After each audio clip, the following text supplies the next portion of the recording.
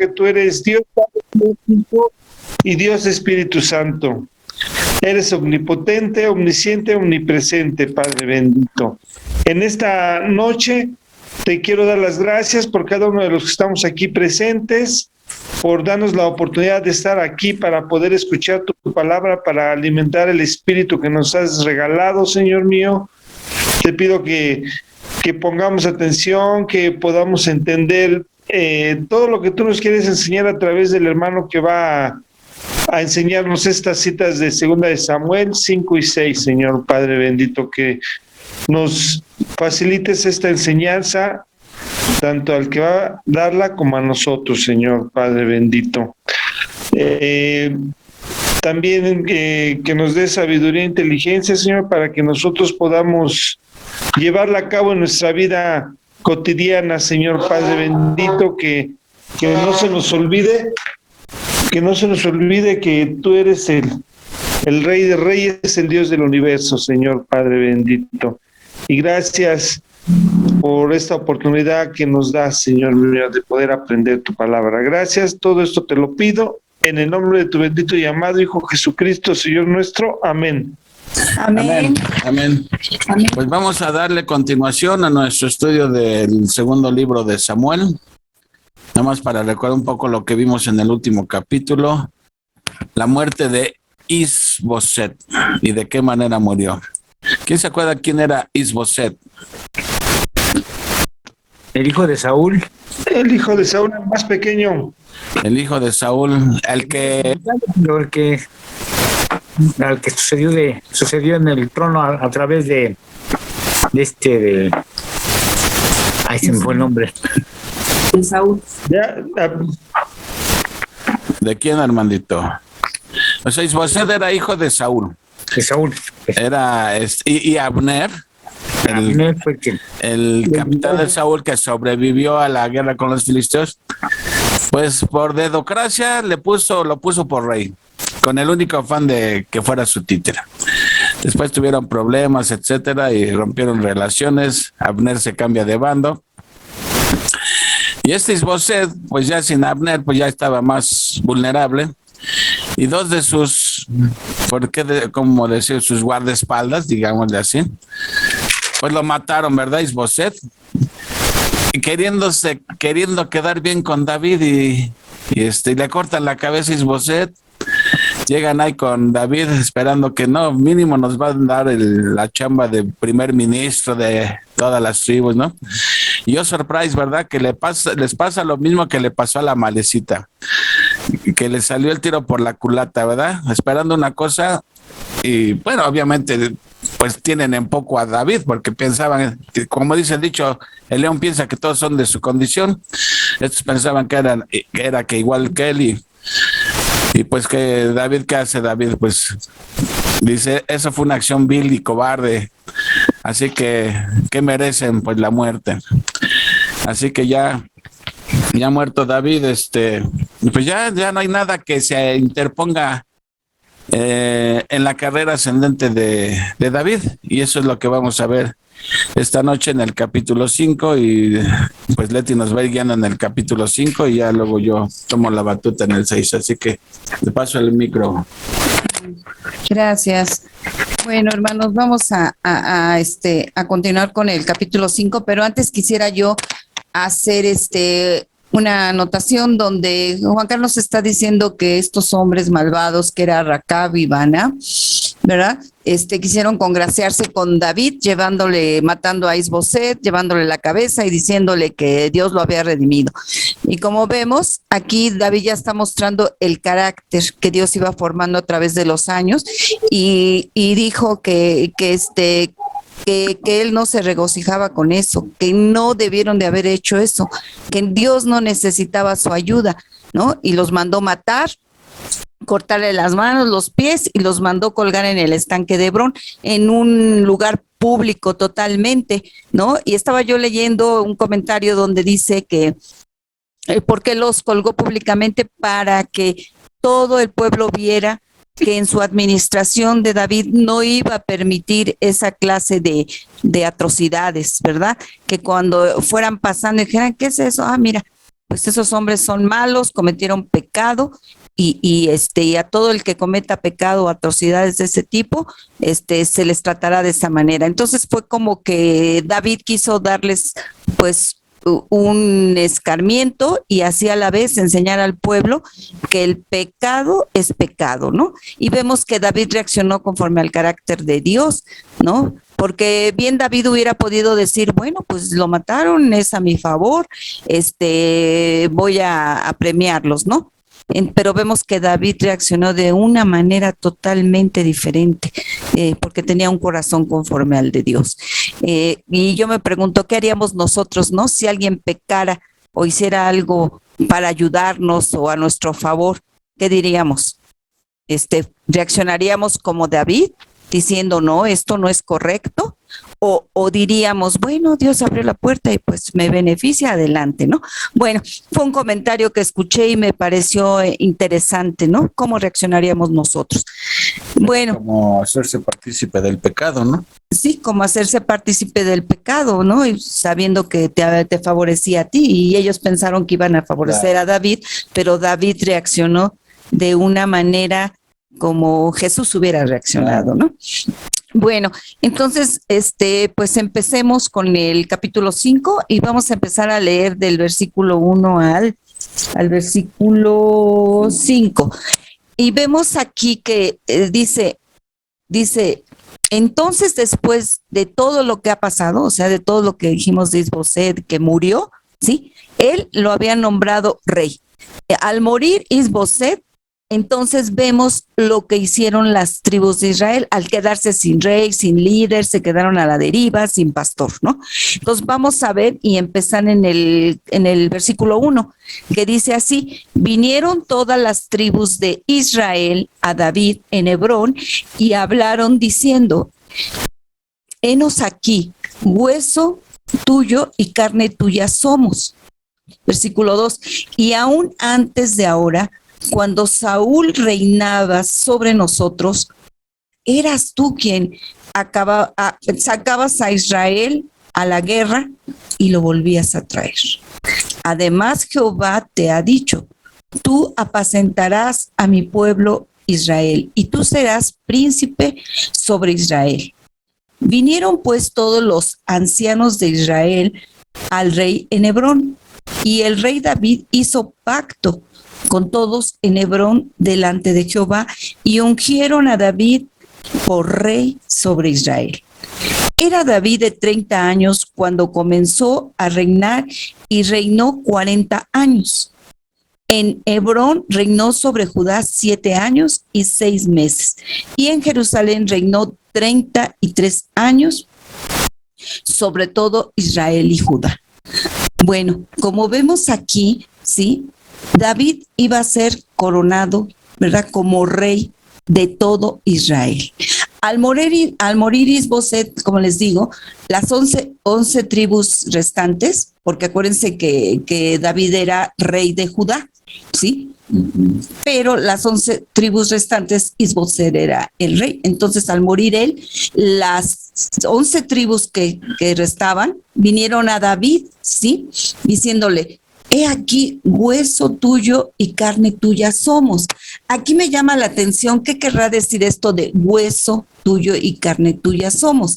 Sí, aquí estaba yo leyendo que quiere decir que David era de la familia de los israelitas, que era raza de su raza, que era miembro del pueblo de Israel. Dice, tú eres israelita, nosotros somos israelita. Estaban reconociendo, sí, que él era ciudadano de Israel, ¿no? Como vemos y vimos a través de los estudios que hemos estado viendo, que en Deuteronomio vemos que Dios le dijo a Moisés, ¿sí?, que cuando viniera el tiempo de los reyes, ¿sí?, estos eran los requisitos, que necesitaba ser israelita, no extranjero. Entonces vemos aquí que en este momento estaban ellos reconociéndolo, ¿sí?, que era de la familia, que era israelita, ¿sí? Dice y aún antes de ahora, Sí, cuando Saúl reinaba, o sea, aquí en este versículo 2 estaban reconociendo que él era el que salía a la guerra con ellos y era el que los regresaba con la victoria, que él era un líder militar, que era un guía, ¿sí? Donde él los llevaba a la guerra, ¿sí? Y les traía en victoria y los cuidaba y los guiaba, ¿verdad? Entonces, como vemos, también en el versículo 3, le llama, tú apacentarás a mi pueblo. Aquí está hablando de que él era, le está diciendo que era el pastor. Un pastor, ¿qué es lo que hace, hermanos? Cuida sus ovejas. Cuida sus ovejas, las alimenta, las guía, las protege, ¿verdad? Y eso es lo que está diciendo aquí. Tú vas a ser el pastor de Israel y tú serás príncipe sobre Israel. Estaba yo leyendo que no solamente el hijo del rey quiere decir príncipe, ¿no? Sino más bien aquí se refiere a que era el principal de Israel. Príncipe también puede traer la denotación de principal, ¿sí? En Hebrón. Y vemos que aquí, al venir todos ellos y reconocer que él era su líder, su pastor, ¿sí? ¿Y qué hizo David? Dice aquí, subrayen ahí, hizo pacto ¿con quién? Con ellos, en Hebrón, delante de Jehová. ¿Y qué hicieron con él? Lo ungieron, ¿verdad? Lo ungieron como rey de todo Israel. Ya no solamente de Judá, sino de todo Israel, ¿sí? Del norte y del sur. Como vemos aquí, estaban reconociendo a David como el ungido de Jehová. Ellos reconocían que Jehová había llamado a David desde un principio. Y se acuerdan que aquí vemos por medio de los libros que hemos estado estudiando que David fue ungido 3 veces, ¿sí? La primera vez recuerdan que fue Samuel en su casa en Belén, la primera vez que fue ungido. La segunda vez fue en Judá, en Hebrón. Y esta es la tercera vez que David es ungido, ¿sí? En Jerusalén, ¿verdad? Ya reconociendo que él iba a ser el rey, el pastor, el líder, ¿sí? Él iba a llevar el liderazgo de todo y era un militar reconocido. Entonces aquí vemos que todo Israel lo reconocía. Dice que era David ¿de qué? De 30 años cuando comenzó a reinar, ¿sí? Y el total de su reinado fue 40 años. Pero dice que en Hebrón, o sea, en Judá, él reinó 7 años y medio, ¿sí? Y 33 que reinó sobre todo Israel, fueron 40 años realmente lo que él reinó sobre Israel. Bueno, aquí finalmente vemos la coronación de David, ¿sí? Después de tanto tiempo, ¿sí? ¿Recuerdan? No fue fácil para David. Desde el primer ungimiento, ¿verdad? Pasaron casi 15 años en que él pudiera tomar posesión del reinado de todo Israel. Realmente vamos a ver cómo Dios fue preparando a David a través de todo este tiempo. Y vemos 4 aspectos importantes aquí, ¿sí? El primer aspecto que vemos es que David era de la familia de Israel, ¿sí? Y le dijeron, tú eres uno de nosotros, eres de la familia, ¿sí? Entonces vemos que él era apto para el reinado, ¿sí? Y lo vimos en Deuteronomio, ¿sí? Entonces le están diciendo, tú eres uno de nosotros. En segundo lugar, reconocen su liderazgo, como les decía, ¿sí? Porque decía, tú ganaste las batallas, ¿sí? Contra los filisteos, tú nos cuidaste, tú nos guiabas, ¿verdad? Guiabas a nuestro ejército. Entonces, aquí, primero, era uno de nosotros. Después, reconocían su liderazgo. En tercer lugar, ¿sí? Dijeron, tú eres nuestro pastor, ¿sí? Tú vas a guiarnos, tú vas a alimentarnos, tú vas a protegernos, ¿sí? Y vemos cómo aquí también estaba confirmando Dios que él era el elegido de él. Y en cuarto lugar, vemos que David hizo un pacto ¿con quién? Con el pueblo, ¿verdad? De Israel. Y vemos que esto es importante, porque estaba yo viendo que ese pacto que hizo David, ¿sí? Fue David con su pueblo, no el pueblo con David, sino David con su pueblo fue el que hizo el pacto, ¿sí? Con su pueblo. Entonces vemos que estas 4 cosas son importantes. Si quieren ustedes subrayar ahí en su Biblia estas 4 aspectos que David reunía para hacer el ungido, ¿sí? Y vemos que este último, el pacto que hizo David con Israel, ¿sí? Vemos que lo hizo él con Israel. Y esto es importante porque vemos en Mateo 1 la genealogía que nos marca, ¿sí? Que Jesús viene, que es hijo de David, ¿verdad? Entonces es importante, cuando tengan ustedes tiempo, lean Mateo 1:1, donde dice que que Jesús era hijo de David, ¿sí? Viene por un lado, David, que era, a ver, espérenme, sí, ahí en Mateo lo dice. Entonces vemos que todo este pacto apunta a Jesús, ¿sí? Estamos viendo que apunta al futuro, ¿sí? Que Jesús vino, ¿sí? A anunciar al Padre, ¿sí? Y vemos que David es un tipo de Jesús, ¿sí? Porque también, un antitipo, perdón, el tipo es Jesús, ¿sí? Entonces vemos que aquí, Jesús también, estaba yo bien. Perdón. Sí, ok. David es un tipo de Jesús y Jesús es el antitipo, o sea, el cumplimiento, ¿sí? Entonces vemos que esto apunta a Jesús, que Jesús vino a revelar al Padre. ¿Por qué? Porque Jesús no solamente vino como divino, vemos que también se encarnó y que vino como carne, ¿verdad? ¿Por qué? Porque él también tenía hambre, tenía sed, lloraba, ¿sí? Entonces él tuvo que encarnarse. Entonces nos estamos identificando también que nosotros somos carne de su carne, ¿sí? Y vemos que él peleó la batalla por nosotros, que él pagó la deuda que era impagable, derrotó al pecado, derrotó a la muerte, derrotó a Satanás, ¿verdad?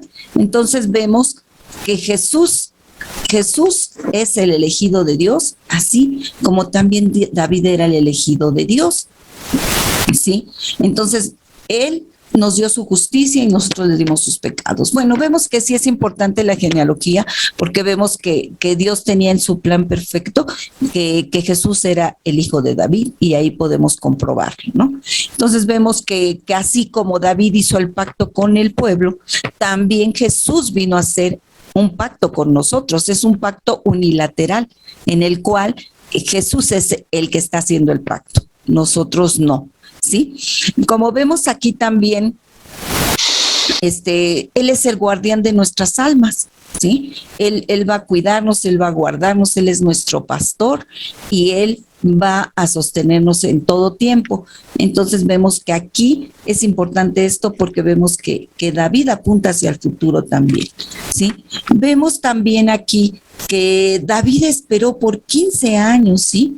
Debemos pensar en el tiempo, ¿sí? Que Dios trabaja por medio del tiempo y también de obstáculos, de pruebas, ¿verdad? Entonces vemos que aquí es importante el tiempo y el obstáculo. También nosotros podemos pensar que la voluntad de Dios cuando nos convertimos a Cristo va a ser rápida y sencilla, ¿sí? Pero vemos que no.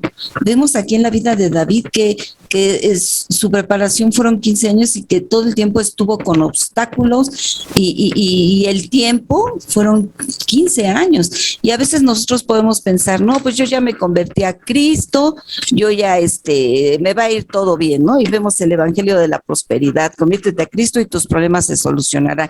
Pero vemos que no, que realmente Dios trabaja por medio del tiempo y los obstáculos, ¿sí? Y que nosotros a veces queremos que Dios actúe rápidamente, ¿no? Que ya le pedimos y ya el otro día queremos que ya no, vemos que la fórmula de Dios es el tiempo y el obstáculo y nosotros debemos desarrollar esa paciencia, así como la desarrolló David, cómo reaccionó, ¿no? Y al final él tuvo su recompensa, se cumplió su su coronación, su reinado, pero no fue fácil. Vemos que no fue fácil. Y así es nuestra vida en Cristo. Realmente Él trabaja por medio de las pruebas y en tiempo. Él no va contra el tiempo, Él no tiene prisa, Él siempre quiere lo mejor para nosotros y quiere formar ese carácter conforme a Cristo. Entonces vemos que es importante eso del pacto. También vemos que Jesús hizo un pacto, ¿verdad? ¿Se acuerdan en la última cena? Cuando Jesús hizo un pacto, donde dice que el nuevo pacto, ¿verdad? Entonces vemos que sus promesas Dios las cumple. Y vemos que toda la Biblia es un rompecabezas que se va uniendo y se va cumpliendo todo el propósito de Dios. Entonces aquí, ¿qué debemos aprender de David? Que fue paciente, que fue obediente, que no fue fácil llegar a su coronación, ¿verdad? Pero al final de cuentas, ¿quién cumplió el propósito? Dios. Dios cumplió el propósito en David y así Dios cumplirá también el propósito en nuestras vidas, ¿sí? Ok. Después vamos a leer aquí en del versículo 6 al 10, ¿sí? Y dice así el versículo. Ajá.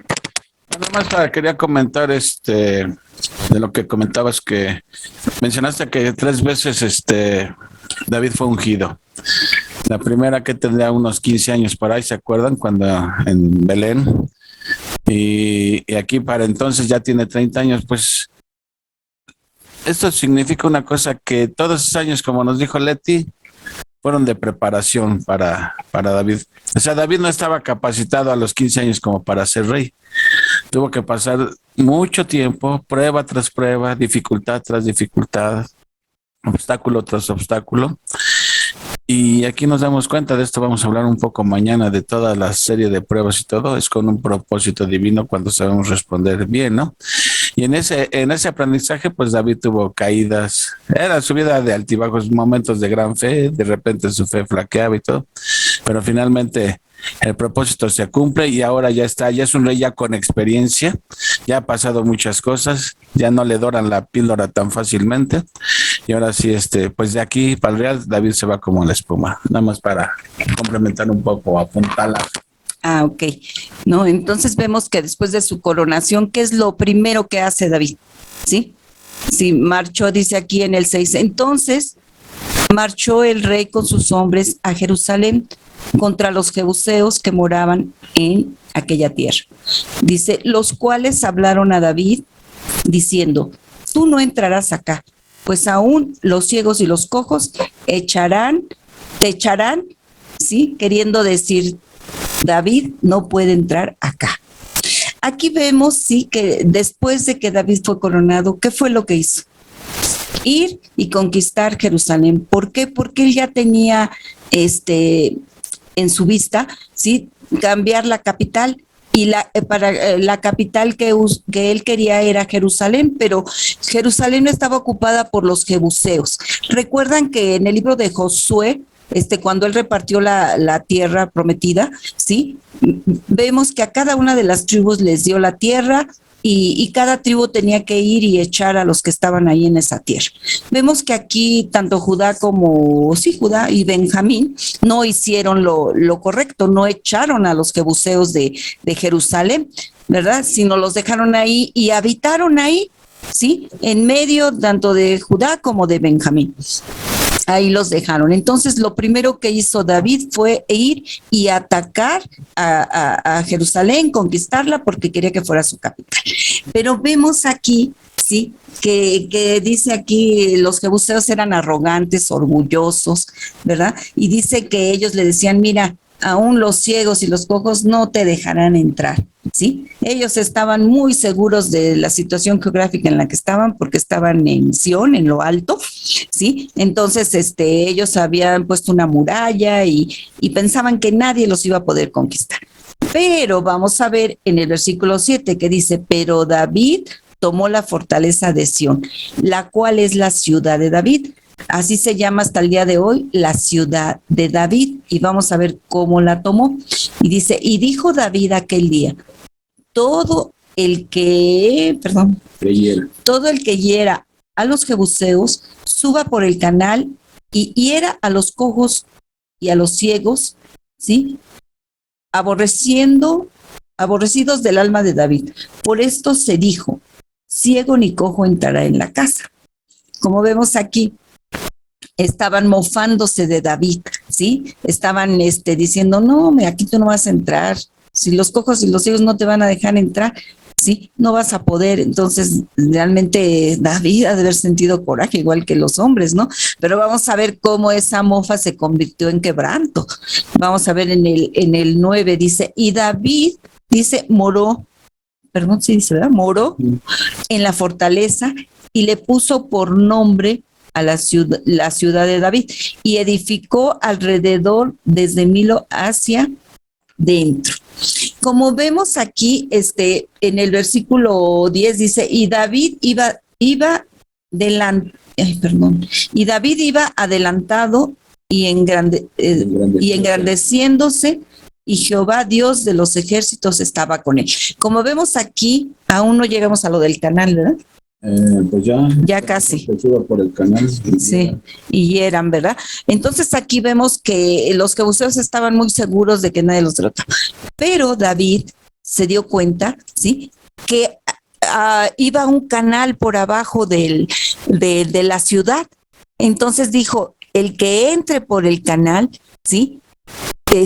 Y hiera a los jebuseos, ¿sí? Entonces podemos derrotarlos, ¿sí? Vemos que ese canal o ese túnel, ¿sí? Hasta la fecha, hasta el día de hoy, existe, ¿sí? Hasta la fecha, hasta el día de hoy. Y vemos cómo por ese canal David pudo conquistar a los jebuseos. En Crónicas, en el libro de Crónicas más adelante vamos a ver que ahí nos especifica que fue Joab quien entró por ese túnel, por ese canal, ¿sí? Y abrió las puertas de la ciudad y entonces pudieron entrar y derrotar a estos jebuseos. Tú querías comentar algo del canal, ¿no? Sí, porque miren, me aboqué un poquito a investigar esto porque miren, a mí me llama la atención que en Segunda de Samuel nada más hay un versículo que, fíjense, en el 8 dice, y dijo David aquel día, todo el que hiera a los jebuseos suba por el canal y hiera a los cojos y ciegos aborrecidos del alma de David. Por esto se dijo, ciego ni cojo entrará en la... Y ya en el 9 ya nos dice que ya la tomó. Entonces, como nos dijo Leti, hay información adicional en Crónicas, ¿sí? Ya que nos da más detalles, pero es que aquí nada más nos dice por un canal. Entonces, miren, si me permiten, les voy a leer. En la Reina Valera dice un canal, pero como que no se entiende muy bien qué tipo de canal. Pero miren, en la Biblia del Pescador, la Nueva Traducción Viviente, aquí dice, todo el que ataque la ciudad, que haga su entrada por el túnel del agua, ¿sí? Ya nos está hablando de un túnel de agua. Luego chequé en la Biblia al Día Internacional y aquí también menciona algo similar. Dice en el 8, suban por el acueducto y entren en la ciudad. Entonces ya estamos viendo que un acueducto, un túnel de agua, hay que entrar por ahí y luego subir a la ciudad. Y en esta Biblia de las Américas dice que suba por el túnel del agua. Entonces, estas versiones ya nos dan una idea más de a qué se refiere esto de canal que dice la Reina Valera. Entonces, miren, aquí si se observan este diagrama, aquí está el muro de los jebuseos, ¿sí? Entonces, el problema que tenían los jebuseos era que su suministro de agua estaba fuera de las murallas, ¿sí? Pero por la parte sur. La entrada a Jebús estaba por el lado norte. Entonces, a ver si voy a tratar de explicar. Miren, en este diagrama se ve como, hagan de cuenta, aquí entre el agua, aquí hay un manantial que corre el agua, y luego aquí sube hasta entrar adentro de la ciudad. Fíjense, ya están dentro de la ciudad. Bueno, miren, esto voy a tratar de explicar esto. Esto es del video que les mandé. Para que se den una idea cómo era Jerusalén ya fortificada, vean, estos muros tan grandes de unas rocas tremendas que, de acuerdo al video que les mandé, pesaban toneladas, era una verdadera muralla, ¿sí? Como nos dice, Jerusalén era una ciudad cananea poderosa que hasta que intentó David, nadie lo logró conquistar. Como nos dijo Leti, ni la tribu de Judá, ni los de tribu de Benjamín pudieron sacarlos. Ya los dejaron ahí, toleraron que vivieran entre ellos, ¿no? Pero David dice, me he de comer esa tuna que me estine la mano. Y David dice, esa va a ser la capital de mi reino.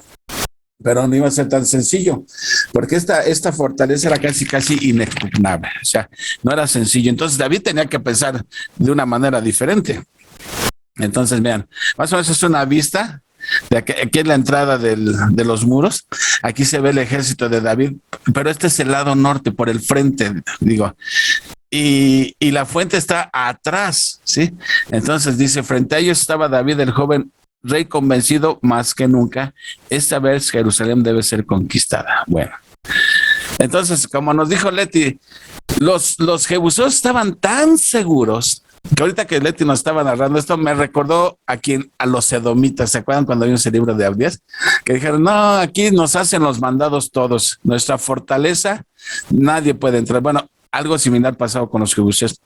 Estaban tan seguros que en sus murallas que dijeron, hasta los ciegos y los cojos derrotarían a David, ¿sí? O sea, en otras palabras le están diciendo a David, ni los sueños, David, tú nunca vas a poder entrar aquí, ¿sí? Entonces se burlaron de David, ¿sí? Y pusieron a los ciegos y a los cojos y como dicen, mira, con esto no necesitamos más, con esto te damos en la torre. Bueno, pero David, aquí el texto no nos dice cómo David supo de ese túnel y de ese manantial. Bueno, del manantial era obvio que era sabido, pero que había un túnel que entraba hasta la ciudad, pero había que zambullirse en el estanque, ¿sí? Nadar unos metros ahí por el túnel y ya después llegar a la parte seca y ahí empezar a ascender, ¿sí? Entonces ahí vemos que Joab ya iba, esas son escenas que tomé del video, que ahí va Joab. Ahí el túnel, que Leti y yo en un principio pensábamos, bueno, ¿de dónde salió ese túnel? Pensábamos que quizá la naturaleza, entre comillas, era Dios, ¿no? De finalmente. Pero no, ya después vimos que era un túnel muy sofisticado que fue construido.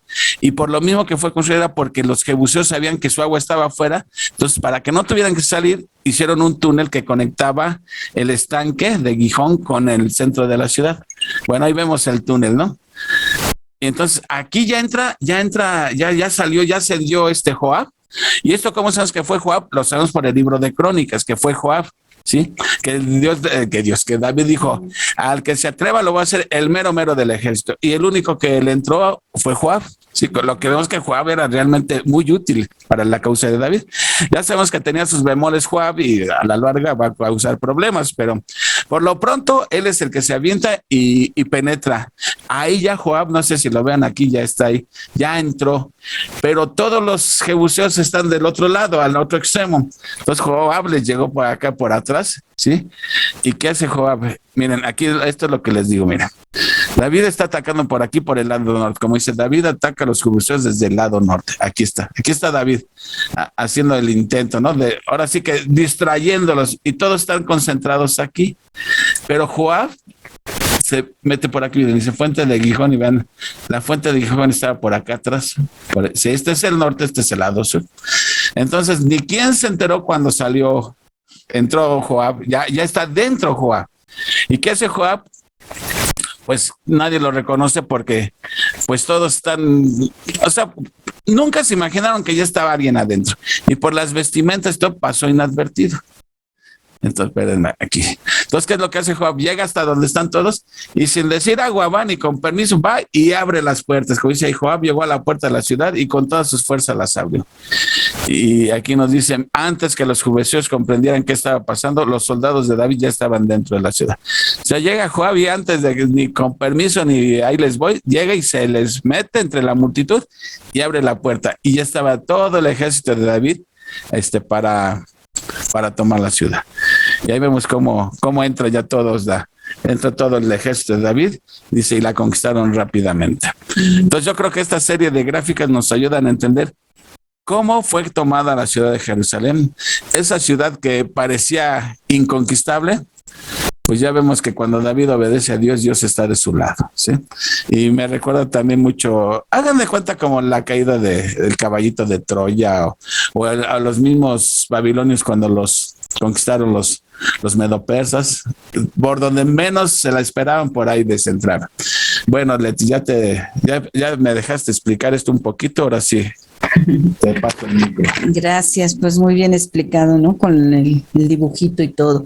Si ustedes, hermanos, quieren conocer más acerca de esta historia más específicamente, está en Primera de Crónicas 11, del 5 al 8, para que ustedes puedan leer esto que Juan Carlos nos narró, ¿sí? Como vemos, Joab fue el que hizo esta obra maestra, el que llevó a cabo todo este plan, ¿no? Que David, lógico, había diseñado.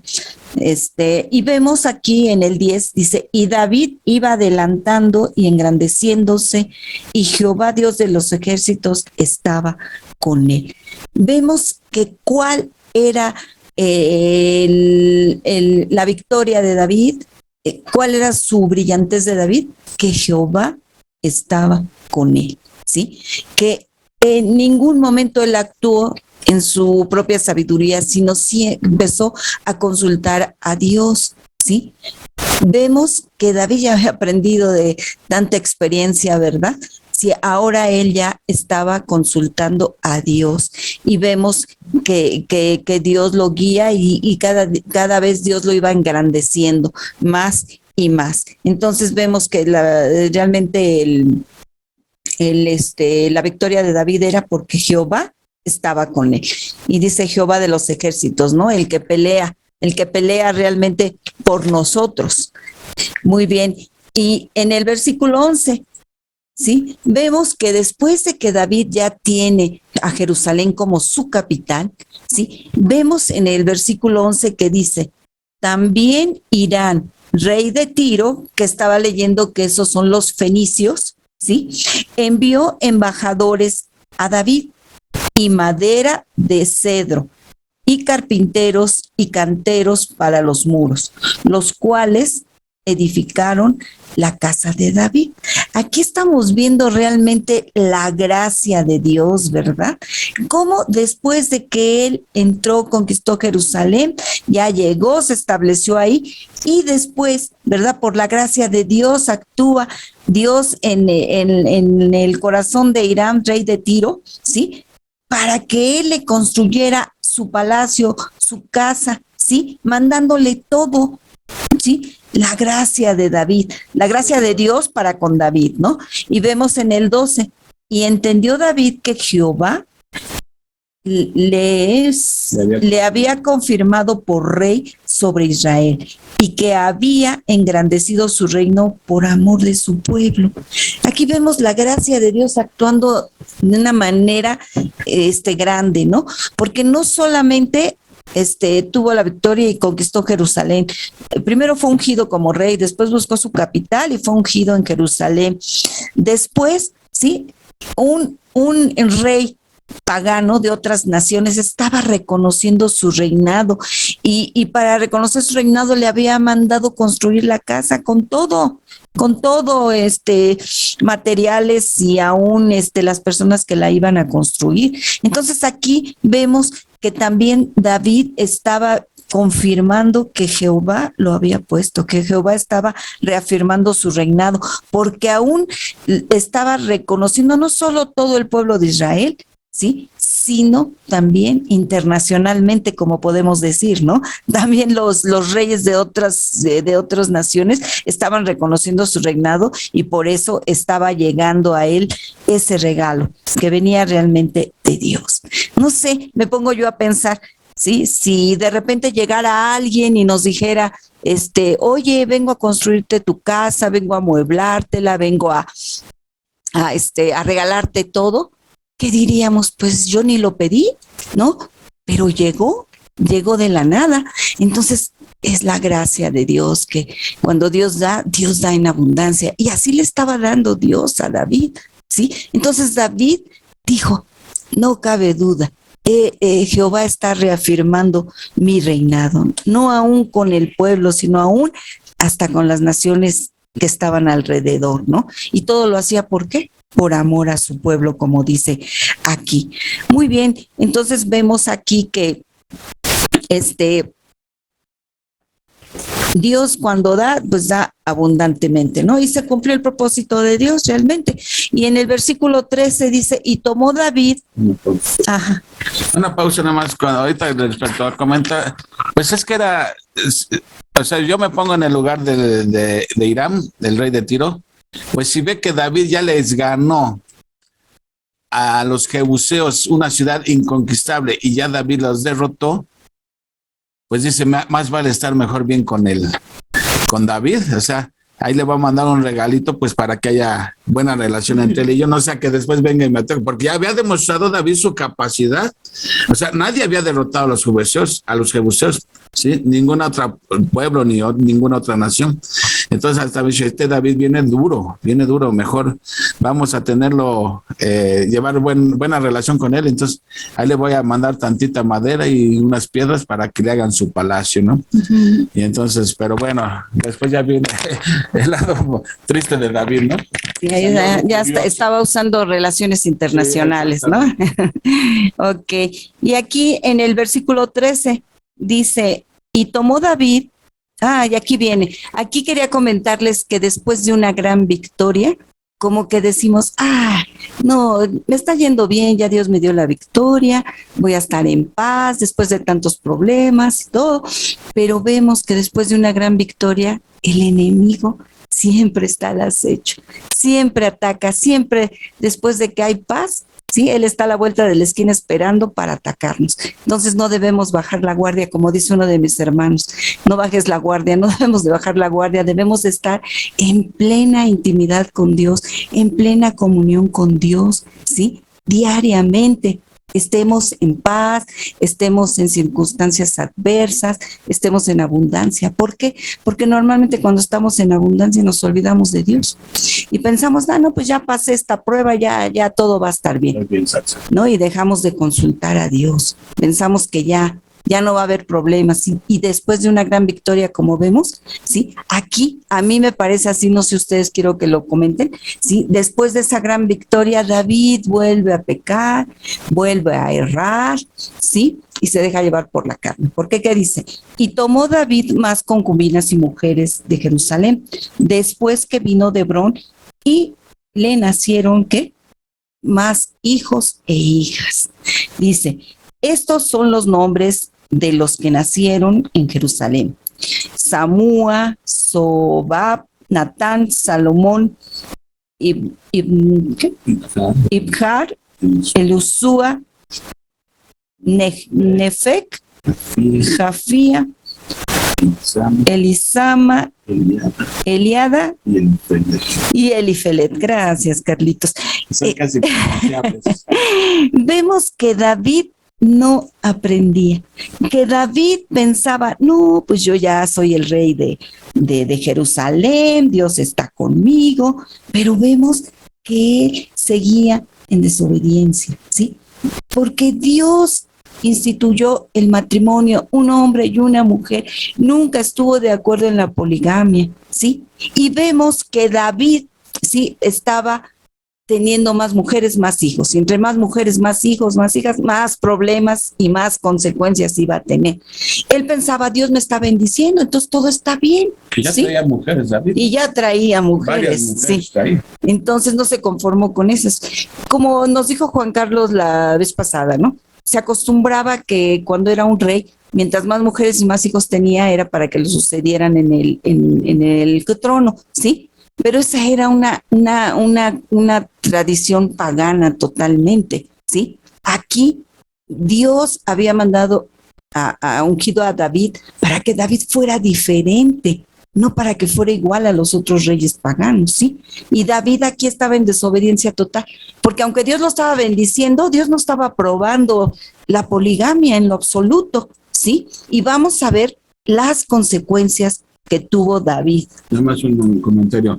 De esto que estaba haciendo David en contradicción con lo que decía Deuteronomio 17:17, es fácil aprendérselo porque es 17:17, dice, no tomará para sí muchas mujeres para que su corazón no se desvíe.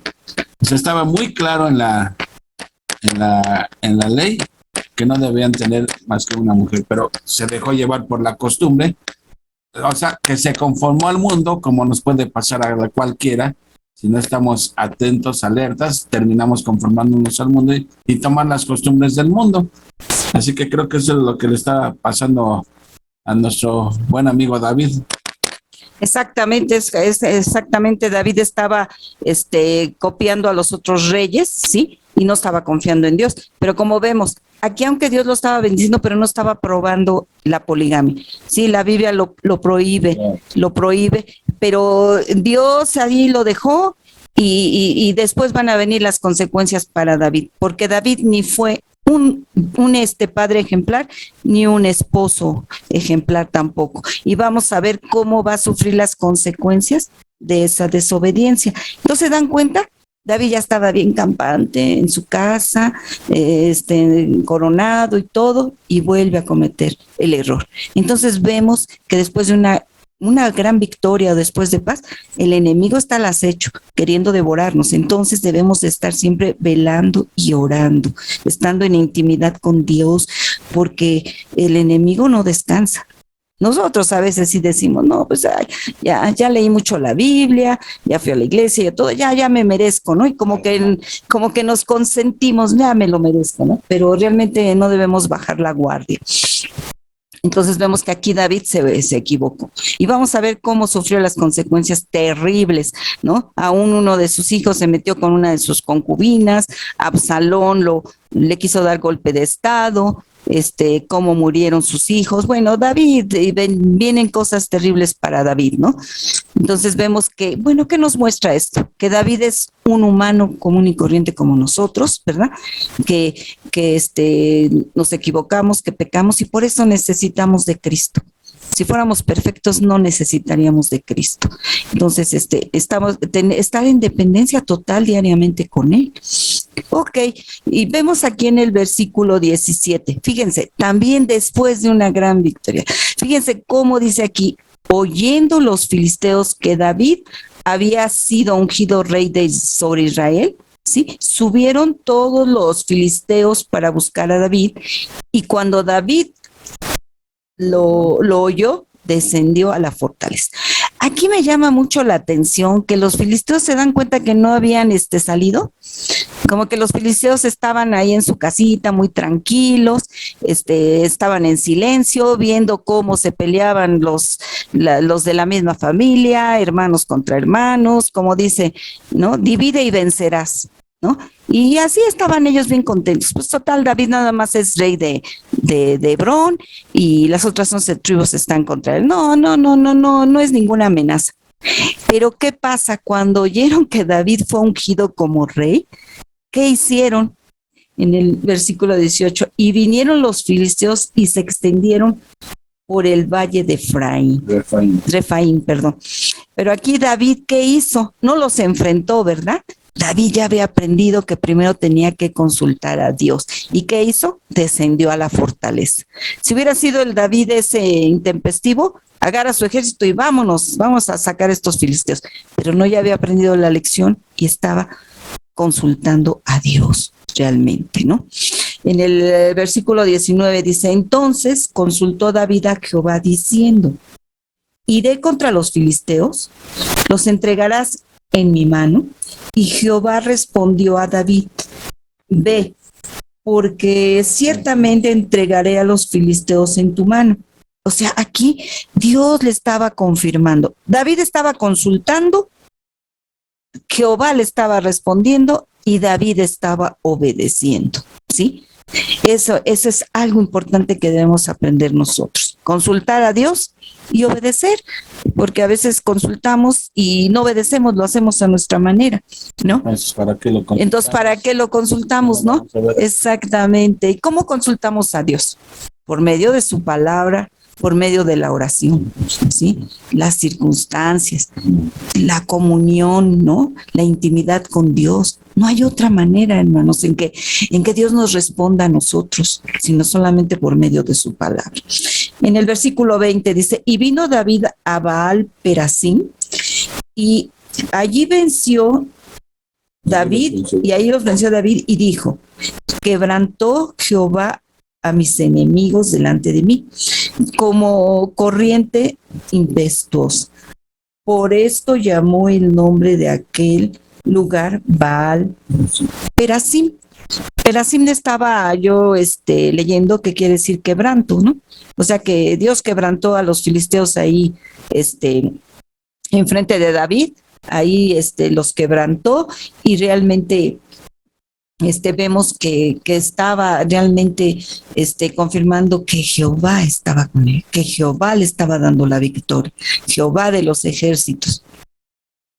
En el versículo 21 dice, y dejaron allí sus ídolos, los filisteos, dice, y David y sus hombres, ¿qué hicieron con ellos? Los quemaron, ¿verdad? Los quemaron. Esto, bueno, a lo mejor ni viene el caso, pero quería comentárselos. Esto me recuerda cuando mis abuelos paternos se convirtieron a Cristo y una de mis tías les dijo, pues ya, ¿para qué quieres estas imágenes? Ya, y le decía a mi abuelita, pues regálaselas a fulanita, sultanita. Y mi tía le dijo, no, mamá, ¿cómo quieres tú darle estas imágenes para que sean más idólatras? No, vamos a quemarlas, vamos a destruirlas. Y subieron a destruirlas y a quemarlas, ¿no? Entonces me recordó eso, tal vez dirán ustedes, bueno, ¿y eso qué? ¿No? Así como hicieron los hombres de David y David que quemaron sus ídolos. Ok, en el 22 dice, y los filisteos volvieron a venir y se extendieron en el valle de Refaim. Aquí vemos que los filisteos estaban totalmente enojados porque David era el rey. Además, porque estaban temerosos de que si él empezaba a alcanzar fama, poder, pues iba a ir a conquistarlos, ¿no? Entonces ellos volvieron a atacar nuevamente y por segunda vez. Y vamos a ver qué hizo David. En el 23 dice, y consultando David a Jehová, ¿qué hizo David? Volvió nuevamente a consultar a David. Él no dio por sentado que Jehová estaba con él y que ya había pasado, entonces vamos otra vez. No, David volvió a consultar a Jehová, porque vemos que nosotros también debemos consultar a Jehová en cualquier circunstancia, porque Él no da fórmulas, Él no te da una fórmula en la cual la lleves a cabo siempre y ya no le consultes, no. Él quiere que lo consultemos en todo tiempo y en todo lugar. Y así hizo David. David consultó y fíjense, él le respondió, no subas, sino rodéalos y vendrás a ellos enfrente de las balsameras. Balsameras vi que son árboles, que son álamos. Álamos, ¿no? Entonces vemos aquí que Jehová le está dando la estrategia cómo va a enfrentar a los filisteos, ¿sí? Por la retaguardia, ¿no? Donde están los árboles.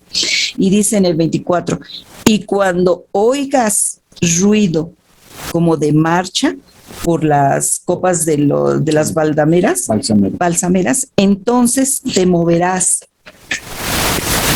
porque Jehová saldrá delante de ti a herir el campamento de los filisteos, ¿sí? Entonces vemos aquí que Jehová le estaba dando la estrategia a David. David obedeció, ¿sí? Se fue por la parte de atrás y entonces Jehová iba adelante de él, ¿sí? Estaba yo leyendo en un comentario que dicen que Dios de los ejércitos iba con sus ángeles, ¿no? Y que iban marchando. Entonces, por eso los filisteos pensaron, no, trae un ejército enorme, David, nos va a derrotar, ¿no? Entonces vemos en el 25, y David lo hizo así como Jehová se lo había mandado, e hirió a los filisteos desde Geba hasta llegar a Ges. Como vemos aquí, hubo una doble victoria, ¿verdad? Hubo una doble victoria de parte de David. Derrotó a los filisteos, a sus enemigos acérrimos, ¿sí? Vemos también aquí que David obedeció a Dios, consultó a Dios y lo obedeció, ¿sí? Y Dios le dio la victoria doblemente. Pero vemos que David no usó la misma fórmula, ¿sí? Sino que David consultó en cada circunstancia, que cada circunstancia en nuestra vida es diferente, ¿sí? Como les decía yo, ¿sí? Que Dios no tiene fórmulas, te da la fórmula y ya, entonces ya llevo la ecuación a cabo y ya ya no necesito consultar a Dios, ya Él ya me dio la fórmula. No, Dios se complace en que le consultemos, en que estemos en comunión diaria con Él, ¿verdad? Entonces vemos que fue una gran victoria realmente, ¿sí? Que fue una gran victoria. Y vemos que David no se enorgulleció. Vemos que David, las palmaditas y los aplausos no lo engordaron, sino que le dio la gloria y la honra a Dios, ¿sí? Que David aprendió humildad y agradecimiento. Y creo que es algo que nosotros también debemos aprender, humildad y agradecimiento, ¿sí? Entonces vemos que Dios no nos da fórmulas. Dios lo que quiere es tener una relación, una comunión con nosotros y que lo consultemos en toda circunstancia, que no demos por hecho, como me ayuda ya en esto, voy a hacer lo mismo. No, consultarlo por medio de la Biblia, por medio de la oración, y Él nos dará realmente la victoria como se la dio a David. Y que seamos, ¿qué? Humildes, agradecidos, reconociendo que la victoria nos la da David, Dios, ¿verdad? Nos la da Jehová. Y vemos que no hay mejor regocijo, no sé ustedes como padres, como madres, que es tener una conversación con nuestros hijos, ¿sí? Nos complace estar conversando con nuestros hijos, ¿verdad? Porque de esa manera podemos guiarlos. Entonces, David se complacía en tener esa relación con Dios íntima y pedía su guía en cada momento y en cada situación. Y miren, hermanos, ya para terminar, me gustaría que uno de ustedes, el que encuentre primero, Romanos 8:37, y me lo leyera fuerte. Me gustaría, ¿están conmigo? Sí. Por favor. A ver, ¿quién encuentra Romanos 8:37? ¿Hay premio?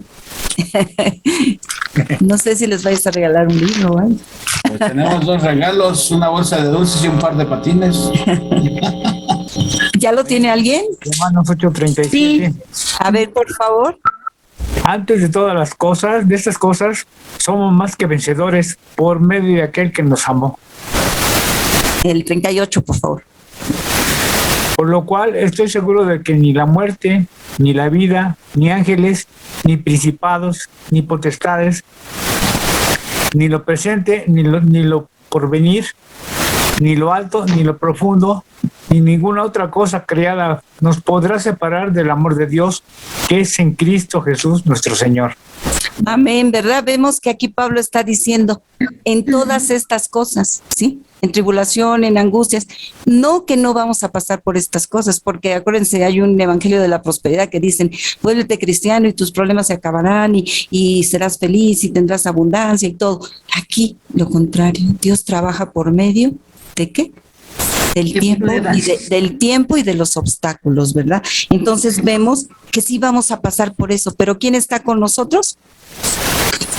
¿Quién está con nosotros? Jesús. Jehová, ¿verdad? Está con nosotros. Entonces debemos de estar seguros de que Él está con nosotros. Entonces, si consultamos a Dios, hay que obedecerlo, ¿sí? Porque no porque digamos, pues está Dios conmigo, Él pelea mis batallas, ya no hago nada. No, nosotros somos responsables de consultar y de obedecer. Bueno. Pues aquí yo veo que una lección que de lo que acabas de decir es, David consultaba al Señor, pero obedecía. Y es como yo digo, si nosotros estudiamos la Biblia, pero si vamos con la idea ya preconcebida de no someternos a la palabra de Dios, entonces, ¿para qué estamos estudiando la Biblia si no estamos dispuestos a estudiar la Biblia? Yo lo veo, por ejemplo, mucho cuando hay consejería matrimonial. Tenemos que hacer lo que la Biblia dice, ¿sí? Y luego dicen, al matrimonio no le parece la respuesta que da la Biblia al hombre al esposo amar incondicionalmente a su esposa, a la esposa someterse como al Señor. Y entonces no funciona, no lo vamos a hacer porque eso no funciona. Y empiezan a tomar ya consejería de psicólogos y todo. Pero no es porque la Biblia no funciona, es porque no estamos dispuestos a someternos y a obedecerla. Entonces, ¿para qué queremos estudiar la Biblia si no estamos dispuestos a someternos a ella? Cuando uno quiere estudiar la Biblia es porque uno quiere leer las instrucciones de Dios, pero tenemos que estar dispuestos a someternos, si no, ¿qué caso tiene? Entonces yo veo aquí en la vida de David que cuando no se sometía había problemas y cuando se sometía había victoria, ¿no? Creo que... Bueno, ¿ustedes qué piensan antes de pasar al 6? ¿Cómo vieron este capítulo? Que la verdad estuvo interesantísimo. Sí. A ver, adelante, Betty. Bueno, aquí se ve a David en que su obediencia pues le trae victoria. Aquí veo yo que Jehová está viendo su obediencia y va con él. Y así nosotros cuando estamos con el Señor, pues también tenemos victoria. Pero como decían, le pedimos, pero finalmente cuando estamos en esa situación no la hacemos. Hacemos nuestra propia opinión y bueno, pues Dios nos va enseñando en cada mala decisión que tomamos, nos permite estar dentro de esa decisión mala para que nos demos cuenta que en nuestro error, Claro. qué consecuencias tenemos cuando no estamos dentro de de lo que debemos de hacer de acuerdo al Señor. Y pues tenemos que obedecer. Y no por el que, ¿cómo decir? Lo debemos de obedecer por amor, por agradecimiento. Lo debemos de obedecer porque Él es todo para nosotros. Amén. Porque Él es el Rey simplemente. Sí. Pero eso lo entendamos o no lo entendamos, estemos de acuerdo o no estemos de acuerdo, debemos de obedecer. Porque si no, el problema es que cuando uno no obedece, es como decir, Señor, yo tengo una idea mejor. Por ejemplo, Señor, alguien me hizo este daño, ¿qué hago? Pues la Biblia dice, perdónalo, pero yo no quiero perdonarlo. Entonces, ¿para qué me preguntas qué tienes que hacer si no quieres perdonarlo? O sea, ¿tú tienes una idea mejor que yo, acaso? ¿Sí? O mi hijo anda de grosero, lo que sea, ¿qué hago? Disciplínalo. No, pero es que es mi niño. Entonces, ¿para qué me preguntas si no estás dispuesto a obedecer? Entonces, uno solito paga las consecuencias, ¿no?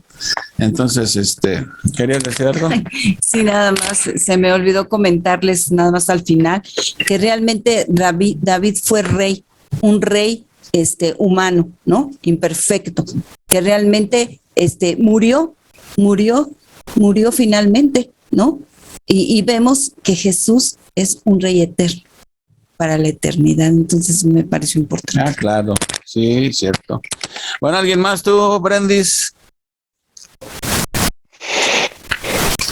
Ahí está.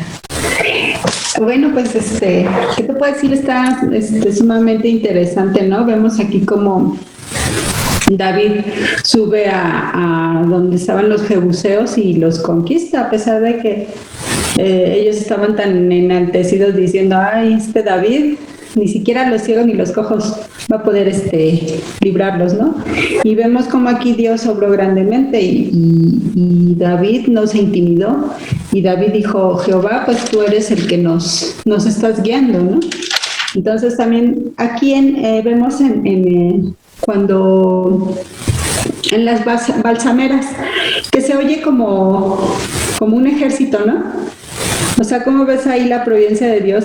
¿Cómo le ayudó a David? Y David reconoce que el triunfo es de Jehová, de los ejércitos. Él nunca dijo, yo lo hice, como Saúl lo hacía muchas veces, ¿no? Decía Saúl, él se engrandecía, pero aquí el corazón de David era diferente. Aquí notamos la humildad de David y el corazón de David, ¿no? Entonces, Vemos que en eso era diferente, que era pecador como todos, lo era, y que cayó en muchas equivocaciones, pues las consecuencias las va a pagar más adelante, como dice Leti, o sea, tuvo muchas concubinas y luego tuvo muchos hijos, y como dices, no, Japó, las consecuencias Dios no las deja, Él nos perdona porque nos arrepentimos, vamos a Él, lo confesamos y ya no lo volvemos a hacer. Pero las consecuencias están ahí y más adelante vamos a ver cómo David pagó las consecuencias y con lo que más le duele sus propios hijos, ¿no? Creo que nada más quedó Salomón al final. Todos sus hijos se murieron y el único que quedó fue Salomón, porque Dios ya lo había escogido como rey, ¿no? A Salomón. Y también les comentaba de las balsameras. Me acordé de la guerra de Yom Kippur, que pasó en 1973, recientemente con Israel, ¿no? Que los atacó Egipto y los atacó Siria. Entonces, Israel nada más tenía como 13 tanques de guerra. Ya habían perdido mucho porque ellos se confiaron. Como estaban en el Día del Perdón, pues ellos dejaron todo, no tenían ni teléfono, no tenían ni nada, ¿no? Entonces, los llegaron y los atacaron, pero comenta, bueno, yo lo vi con Sonia, comenta que ya después cuando les preguntaron por qué los sirios se dieron la vuelta, o sea, eran 2 tanques que estaban atacando a Israel, a los sirios, y de repente se dan la vuelta los sirios y se van. Israel se queda así, ¿no? ¿Qué pasó? ¿Por qué se fueron? Y que ya más adelante los entrevistaron y que dijeron que vieron una luz muy brillante. Entonces, que ellos pensaron que era un ejército enorme lo que venía y por eso se dieron la vuelta. Ahorita me acordé mucho de las balsameras, ¿no? Cómo los filisteos pensaron que era un gran ejército, pero pues cómo vemos la mano de Jehová aquí en la época de David y actualmente con lo que está pasando con Israel, ¿no? A mí se me hace maravilloso y lo vemos constantemente, ¿no? Y bueno, pues eso es todo, gracias. Amén. Bueno, eso habla de un atributo de Dios. Ahorita algo que comentar. ¿Qué atributo de Dios sacaste a relucir ahorita? Un atributo de Dios. Pues mucho, ¿no? No, pero respecto es soberano, No, pero empieza, les voy a dar una pequeña ayuda chiquita. Empieza con in y termina con mutabilidad. Inmutable, no cambia. Inmutabilidad. Ya ves como así sabías, Brendis. Qué bueno que usted. Dios no cambia, es el mismo ayer, hoy y siempre. Amén. Así, y eso nos debe dar confianza a nosotros, que estamos confiando en un Dios que no cambia. Los seres humanos cambiamos, ahorita decimos que sí, mañana decimos que no, pero esa es nuestra confianza que tenemos en el Dios que salva, que Él no cambia de parecer. Amén por eso, ¿no? Es un Dios de pactos. Amén, así es. ¿Alguien más? Angie, ¿tú algún comentario? Uriel, Armandito, antes de que pasemos al Six. Yo por ejemplo, cuando aquí como en las balsameras, que dice, le dice el Señor que no los atacara de frente, que los rodearan para que se escondieran en las balsameras y hicieran ruido y que pudieran atacar, o sea, fue obediente, ¿no? ¿Por qué? Porque consultó él a Jehová, ¿no?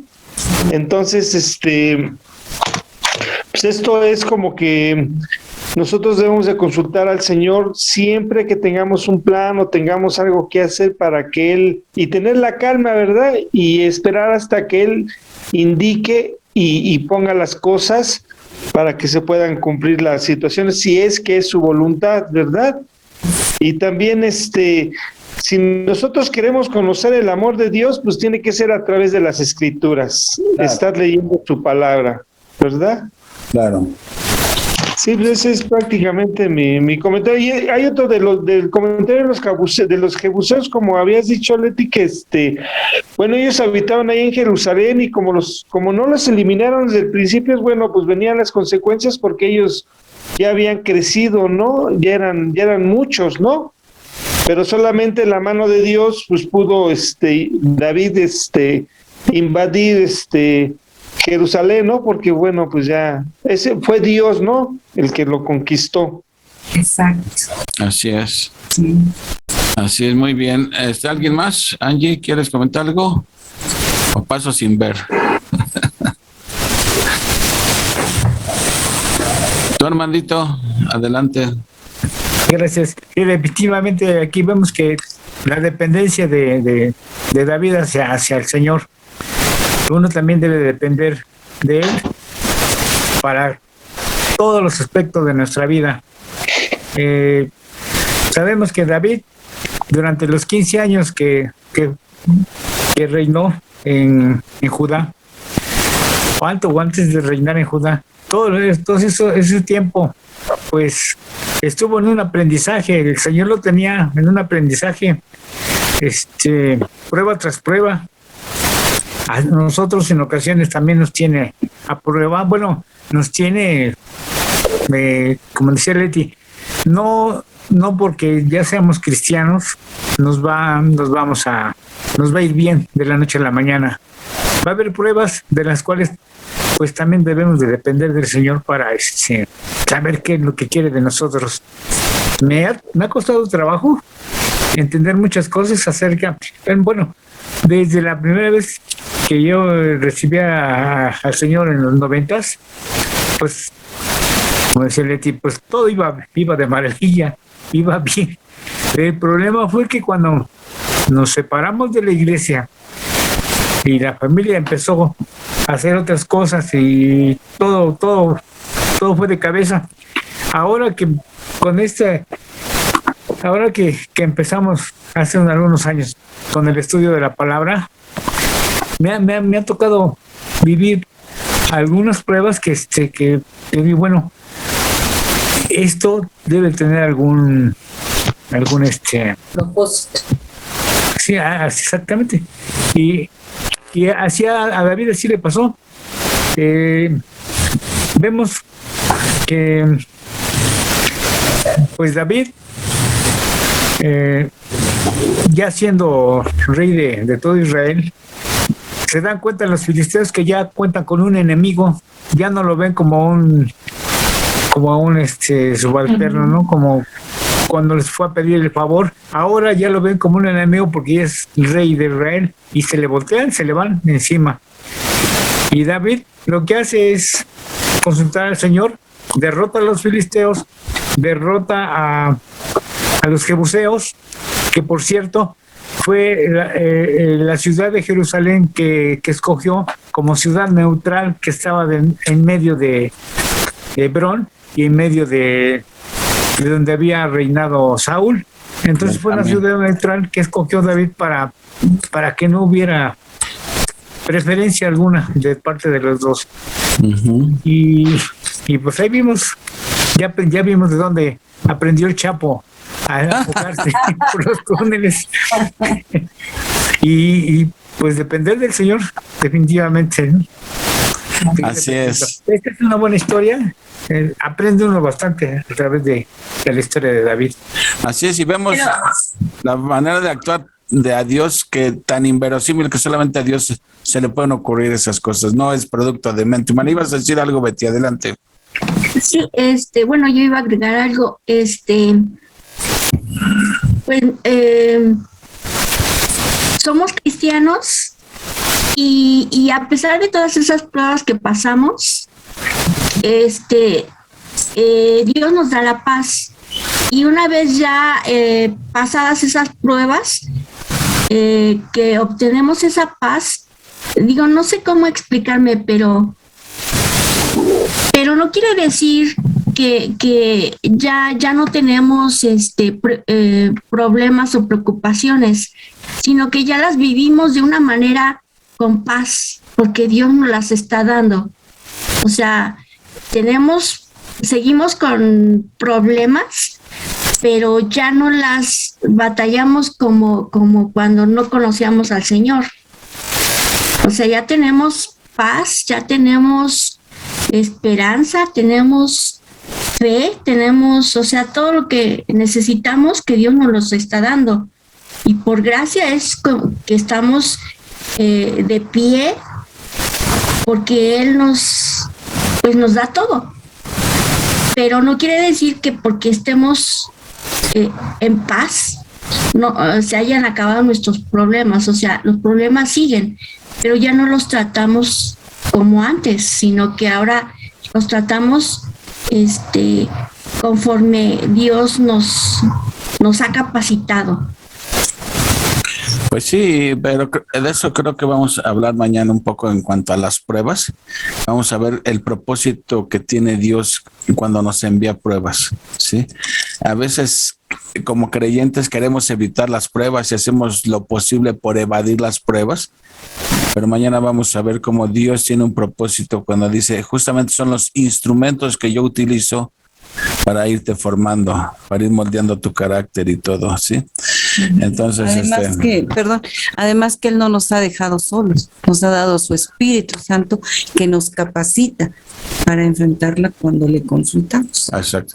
Pero pues, si quieren nos seguimos ya de una vez con Santiago 1. Hablando de Santiago 1. Ajá. Una pregunta. Sí. ¿Vamos a ver todo el capítulo 1 o nada más vamos a ver hasta el versículo 5? Porque hasta el versículo 5 de verdad que tienes muchísimo material. No, pues. No sé, era mi duda. No, mira, dijiste una cosa, no lo vamos a ver completo porque hay 3 puntos bien importantes en el capítulo de Santiago, que primeramente son cómo debe reaccionar nuestra fe ante las pruebas, nuestra fe ante las tentaciones y nuestra fe ante la palabra de Dios. Esos son 3 puntos bien importantes.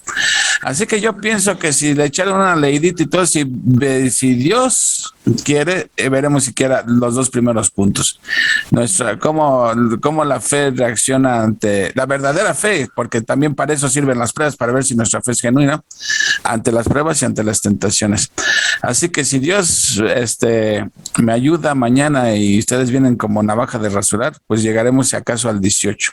Creo, pero no lo vamos a ver, todo es un hecho. Pero no importa, no vamos contra reloj. Si nos tenemos que extender en las puras pruebas, pues nos quedamos en las pruebas, pero pues ya Dios dirá mañana, ¿no? Algunos comentarios, está muy extenso. Sí, claro. Y no tan Es muy interesante. trabajo entenderlo. Sí, entonces, hasta donde lleguemos no vamos contra reloj ni nada, o sea, porque, mire, Santiago mañana lleguen con casco, porque están las pedradas. Entonces, Santiago es una carta eminentemente práctica y nos va a pegar a todos por todos lados, pero bueno, pues ya estamos en Santiago, hombre, déjenme terminar, todavía me falta el capítulo 6, así que bueno, vamos a continuar con el capítulo 6, ya me voy rapidín porque ya son 10:22. Vamos al capítulo que se continúa y ya nos vamos un poquito rapidín. Al cabo, ustedes ya se lo saben de memoria esto. O sea, entonces ya prácticamente, ya David ya fue coronado rey de todo el reino, ya está bajo las 12 tribus, reinando sobre las 12 tribus, ya conquistó Jerusalén, la inconquistable Jerusalén ya la conquistó, pero ahora nos falta algo para redondear todo, ¿no? Entonces, exactamente, David, ¿dónde anda el arca? Pues, ¿y dónde quedó el arca? ¿Dónde quedó la bolita? ¿Dónde quedó el arca? Pues eso es de lo que dice David, pues Saúl como que no hizo mucho caso de dónde anda el arca. Entonces, el arca tiene que estar acá con nosotros, ¿no? Pero va a tener que hacer 2 intentos. En el primer intento, pues va a fallar, lo va a hacer mal, al estilo del mundo. Y nuevamente, hasta que consulta a Dios, ya lo hace de manera correcta. Así que eso es básicamente lo que vamos a ver en el capítulo 6, ¿sí? De cuando David quiere traerle el arca. Entonces, recordemos un poquito. ¿Dónde andaba el arca? Recuerden, el arca, ¿sí? Cuando estaban peleando para variar contra los filisteos, los israelitas mandaron a traer el arca, ¿sí? Porque era su amuleto de la buena suerte. Teniendo el arca aquí, ya la hicimos. Les vamos a ganar a los filisteos. Pero su confianza estaba en el objeto en vez de estar en Dios. Vieron el arca como un fetiche, como un amuleto de la buena suerte. Y eso no agradó a Dios. Y ahí van todavía hasta los hijos de Eli. ¿Se acuerdan de este pasaje? Ya lo vimos, ¿sí? Van los hijos de Eli y llevan el arca a la guerra. Pero como eso no agradó a Dios porque fue en contra de la voluntad de Dios, pues perdieron, ¿sí? Aún los mismos filisteos dijeron, híjole, ya trajeron el arca, ya nos ganaron. Pero dicen, vamos a vender cara ¿cómo dicen? La salea, ¿no? El cuero, algo así. Entonces resulta que los filisteos derrotan a los israelitas y de paso hasta les quitan el arca. Como les dije una vez, me recuerdo un hermano que tengo, que vivía en su casa en Aragón, se metieron los ladrones a robarle y se compró un perro Doberman. Dijo, ya con mi perro Doberman ya no, dice, pues se volvieron a meter y hasta el perro se robaron. Así que así les pasó a los israelitas. Perdieron y hasta el arca se las quitaron. Bueno, y recuerdan todo lo que pasó con el arca. La llevan, si no mal recuerdo, a Gad. ¿Y cómo les fue a los de Gad? Les dicen, no, vamos a mandarla a otra ciudad. Les va a salir. Ya al rato ya nadie quería el arca porque ya saben, no, eso sabe de mal agüero. El que la tenga le va mal. Y deciden regresarla. Y la regresaron en un carruaje tirado por bueyes, ¿no? Por vacas, 2 vacas, perdón, sí, vacas que acababan de parir. Y entonces, si no mal recuerdo, llegan a Bet-Semes, ¿sí? Y cuando la quieren trasladar, cometen el error de destapar el arca, etcétera. Y entonces ya no terminan de llevarla y la mandan, si no mal recuerdo, a Kiriat Jearim, se llamaba así la ciudad. Y nos dice las escrituras que ahí estuvo por 20 años el arca. Ahora David ya es el rey y el arca ha estado por 20 años en Kiriat Jearim. Entonces dice David, es tiempo de traerla para acá. Pero no consulta a Dios si cómo debe traerla, o sea, no consulta a Dios en el sentido que si hubiera checado lo que decía la escritura, hubiera sabido cómo hacerla. No, pues lo hace al estilo de los filisteos con un carruaje. Así que, y eso va a ser el problema. Y digo, quise esta introducción para poderme ir rápido, por si no, nos van a dar aquí las 11 y las 12, la 1, las 2 y las 3. Bueno, dice, David volvió a reunir a todos los escogidos de Israel. ¿Cuánta gente? 30,000. Oh, qué cosa tan diferente de cuando andaba ahí viviendo a Salta de Mata, que tenías 400 hombres, ¿no? Y no creo que ya le subió a 600, algo así. Pero vean ahora, y acuérdense quién era su gesto, puro bando, puro gañán, ¿no? Entonces ahora tiene 30,000 y nos dice escogidos, o sea, 30,000 buenos hombres, ok. Entonces, acuérdense, David lo que se propone es traer el arca que está en Kiriat Jearim. Y se levantó David y partió de Bala de Judá con todo el pueblo que tenía consigo para hacer pasar de allí el arca de Dios, sobre la cual era invocado el nombre de Jehová de los ejércitos, que mora entre los querubines, ¿sí? O sea, toda una multitud de gente para traer el arca, ¿sí? O sea, era un día bien importante para David ese. Pero vean la manera, o sea, la intención era buena, traer el arca a Jerusalén. Pero el método fue el incorrecto, ¿no? Sí. Eso nos pasa muchas veces cuando queremos hacer algo bueno, pero no lo hacemos a la manera de Dios, ¿sí? Queremos agradar a Dios, pero no como Dios dice, ¿sí? Hoy en día la gente quiere agradar a Dios, pero a su manera. Como dijo Pablo de los israelitas, me consta que tienen celo de Dios, pero no conforme a ciencia. Los testigos de Jehová que vamos de puerta en puerta tocando, ¿sí? ¿Sí? ¿Quién puede dudar que tienen celo de Dios? Claro que tienen celo de Dios, pero no conforme a ciencia, no conforme a Dios lo ha revelado en su palabra. No es así la manera. Bueno, esto le pasó a David. Lo quiso hacer a su manera, al estilo como lo hicieron los filisteos, y van a ver lo caro que les salió.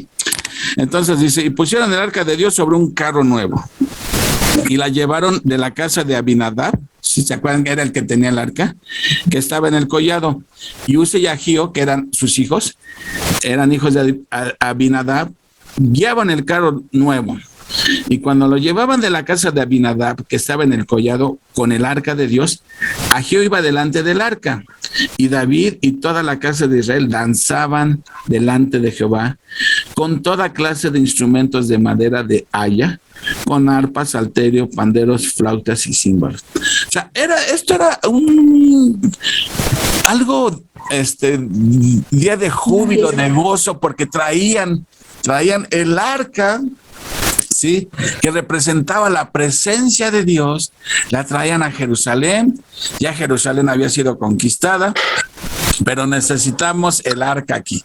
Y ahí van como el jibarito, locos de contento con su cargamento para Jerusalén, ¿sí? Pero ¿qué va a pasar? ¿Qué va a pasar? Cuando llegaron a la era de Nacón, ¿sí?, Usa extendió su mano. ¿Quién era Usa? Uno de los hijos de Abinadab, ¿sí? Extendió su mano al arca de Dios y la sostuvo porque los bueyes tropezaban, ¿sí?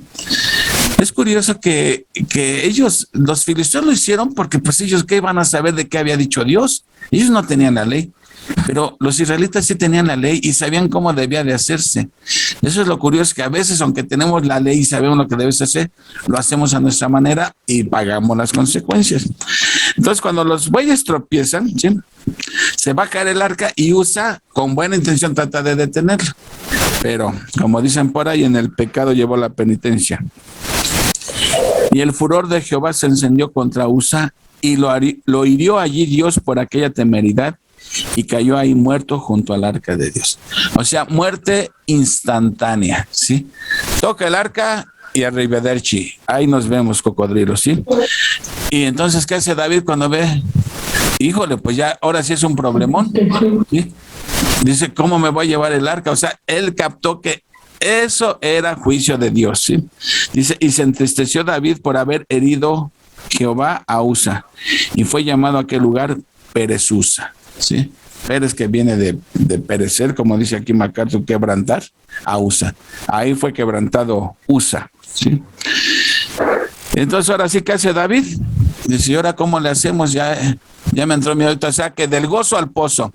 Todos venían cantando, danzando y todo. Y cuando pasa eso, órale, un muerto por juicio de Dios.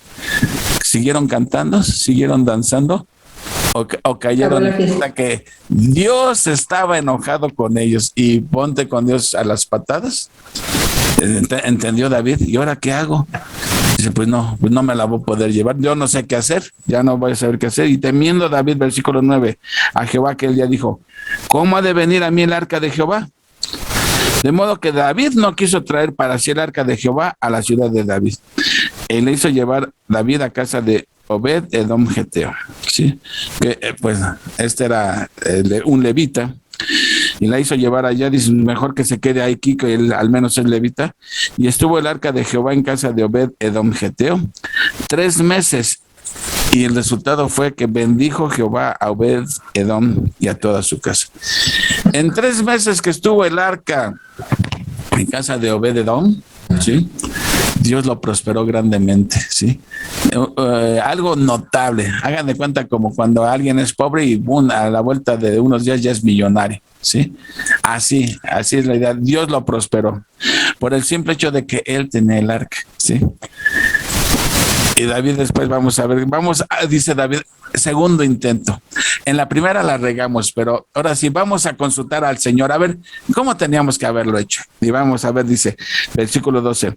Fue dado aviso al rey David diciendo, Jehová ha bendecido la casa de Obed-Edom y todo lo que tiene a causa del arca de Dios. O sea, por el simple hecho de tener el arca de Dios, Dios lo estaba prosperando y bendiciendo a Obed-Edom. Y nada más fueron 3 meses, ¿sí? Entonces David fue y llevó con alegría el arca de Dios de casa de Obed-Edom a la ciudad de David. 13. Y cuando los que llevaban el arca de Dios habían andado 6 pasos, él sacrificó un buey y un carnero engordado. O sea que ahora sí ya David lo hizo de la manera correcta. Aquí no nos da muchos detalles, pero en Crónicas, si no mal recuerdo, nos da más detalles, que ahora sí consultaron cómo tenían que haber, recordaron lo que decía la ley, que quiénes eran los que tenían que transportar el arca. O sea, tenían que transportarla en un carruaje tirado tenían que cargarla a quienes, los levitas, ¿sí? Y ni siquiera tocarla. O sea, acuérdense ustedes cuando vimos esto, que el arca, que era una caja de acacia de madera recubierta de oro, que contenía las tablas de Moisés, la vara de Aarón y el maná. Arriba la tapa era el propiciatorio, donde se esparcía la sangre de los sacrificios, etcétera. No podían tocar. Entonces le hicieron unos aros a la caja 4 de oro, donde atravesaban unas varas también de madera cubiertas. Y entonces ellos no podían tocar el arca, tenían que cargarla con las varas, ¿sí? Levantarla, llevarla a hombros, ¿sí?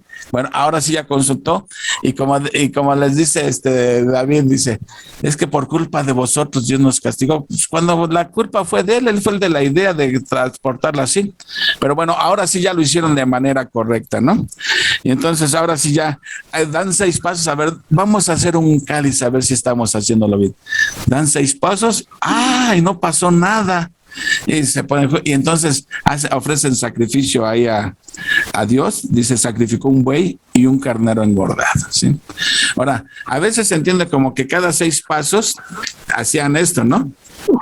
Pero aquí, comentario MacArthur dice, el segundo intento de David de llevar el arca a Jerusalén fue transportado de la manera prescrita por la ley del Antiguo Testamento. Y esos 6 pasos, él dice, esto es después de los primeros 6 pasos, no después de cada 6 pasos. O sea, no, porque a veces uno puede pensar, 6 pasos, sacrificio, 6 pasos, sacrificio, 6 pasos, sacrificio. No, los primeros 6 pasos hicieron sacrificio, vieron que no pasó nada, se dieron cuenta, lo estamos haciendo a la manera de Dios. Y fue tanto el gozo de saber que lo estaban haciendo a la manera de Dios, que ahora sí comenzaron a danzar, a cantar, a tocar música, que tráete la santanera, o a ver a la Margarita y su sonora, que dinamita, lo que sea. Pero ellos iban gozosos, jubilosos, ¿sí? Y David danzaba con toda su fuerza delante de Jehová. Y estaba David vestido con un éfod de lino. Así David y toda la casa de Israel conducían el arca de Jehová con júbilo y sonido de trompeta. Wow, durante todo el trayecto ya no pasó nada, lo cual indicaba que tenían la aprobación de Dios. Lo estaban haciendo a la manera de correcta, ¿sí? Y cuando uno obedece a Dios, la consecuencia es la bendición. Y Dios estaba bendiciendo esa danza, ese canto, esa marcha de júbilo que estaban haciendo. Dios estaba bendiciendo eso.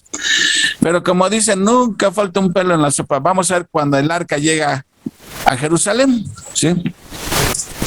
Cuando el arca de Jehová llegó a la ciudad de Jerusalén, aconteció que Mical, hija de Saúl, miró desde una ventana. A ver, ahí está doña Mical, viendo cómo llega su esposo, danzando y bailando y todo, ¿sí?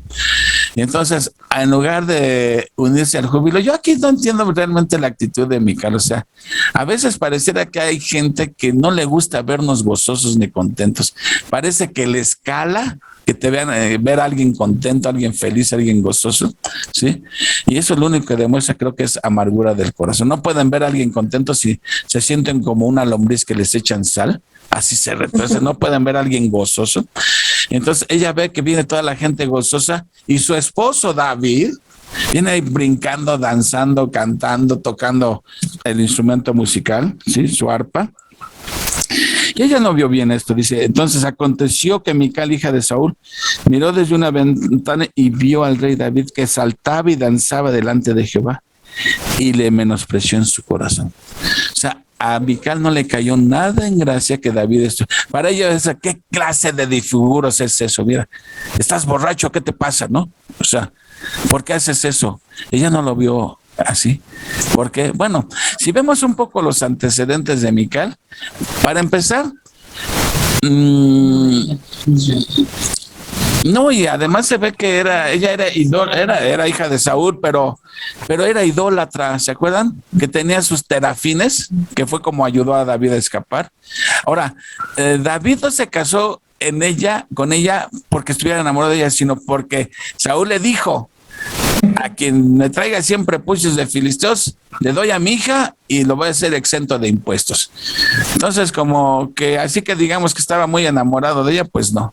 Entonces, bueno, pero al fin era su esposa, ¿sí? Dice, entonces lo menospreció en su corazón. 17, metieron pues el arca de Jehová y la pusieron en su lugar en medio de una tienda que David le había levantado. Ya David tenía preparado hasta el lugar donde iba a estar el arca. Y sacrificó David holocaustos y ofrendas de paz delante de Jehová. O sea, todo eso era algarabía, gozo, fiesta. Y cuando David había acabado de ofrecer los holocaustos y ofrendas de paz, bendijo al pueblo en el nombre de Jehová de los ejércitos. Y repartió a todo el pueblo y a toda la multitud de Israel, así a hombres como a mujeres, a cada uno un pan y un pedazo de carne y una torta de pasas. Y se fue todo el pueblo y cada uno a su casa.